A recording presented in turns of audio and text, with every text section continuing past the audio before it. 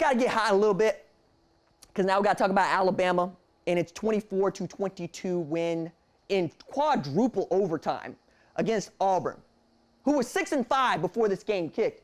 And look at this. I don't know what it was that Alabama was thinking about for the first 4 quarters of this game, but it wasn't football, because this was bordering on the worst performance that I've seen by a Nick Saban football team ever. You got the backup quarterback in TJ Finley, who's not bad, but is the backup for Auburn. You got perhaps what we thought was a Heisman candidate at quarterback who can't get things started, who looks like he's rattled the whole way. You can't actually run on this defense, and it's 10-0 deep into the second half. You find a way to claw back, and what people call a Heisman moment for Bryce Young. Now, my problem with calling anything a Heisman moment for Bryce Young in this game is he played like boo-boo.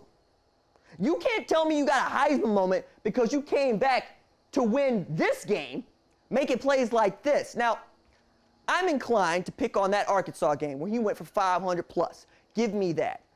And as we're talking about what Alabama has done, question that I put before y'all and myself, quite honestly, is who should be the number 2 team in the college football playoff rankings on Tuesday?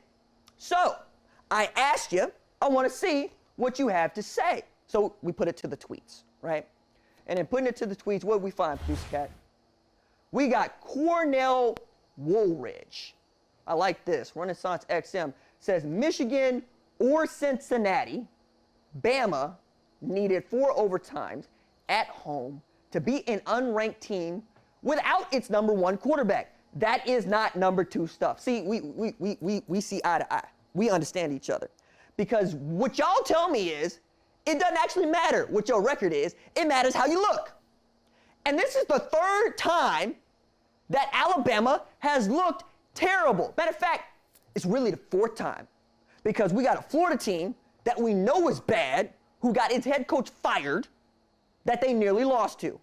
We got an LSU team that we know is bad, whose coach has resigned, that nearly beats you. We got an Arkansas team that was held to 0, zilch, nada by Georgia, that you had to absolutely worry about in the 4th quarter. And now we had Auburn, who was a 2-point conversion away from beating you in the Iron Bowl. A bad Auburn.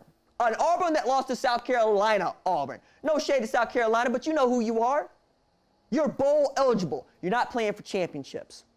I think we are ranking the brand that is Alabama and not the team that is Alabama. And you know this about me. I believe you should rank the team on the field, not their colors, not their name, not their head coach. So if we're going to do this, you should consider that. All right, Producer Cat, let me see the next tweet we had that you liked for this. Cedric Allen Gaines, I like it, 3 names, said Michigan for sure as the number 2 team. Bama and Cincy still at 4. I get that winning matters, but I still feel as if Cincy and Bama played right now, they do 40 on them. This doesn't matter though. Bama ain't making it past UGA next week. LOL.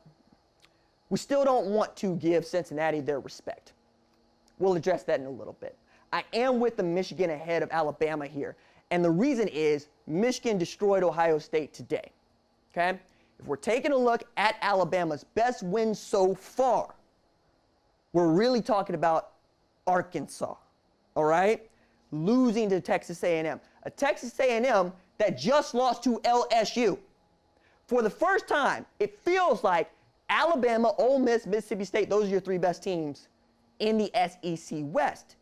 Ole Miss, they're not going to have another opportunity. It's really got me scratching my head about whether or not we saw the best Lane Kiffin Ole Miss team we could have seen in that Alabama game, because I think we're still ranking Alabama number 2 on the strength of that.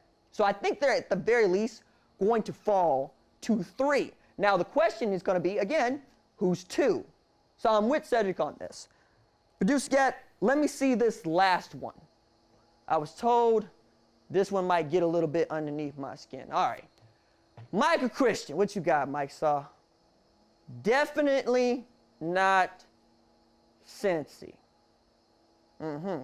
They would be the 5th best team in the SEC West.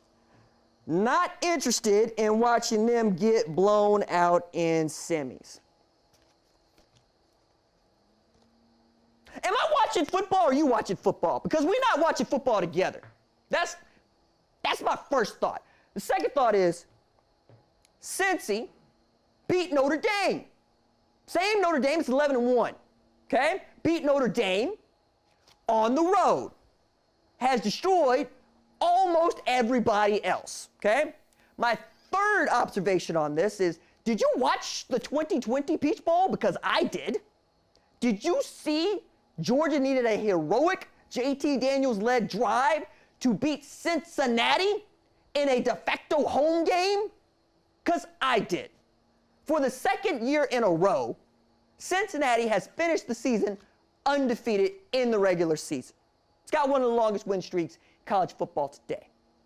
If nothing else, they have benefited from what Central Florida did in 2017, what Boise State has been doing over and over again, but also what they did in 2020. If you can do it again, this committee will seem to give the respect that apparently Michael doesn't want to give them, but to call them the 5th best SEC team in the West, hey dog, 8+17's over there.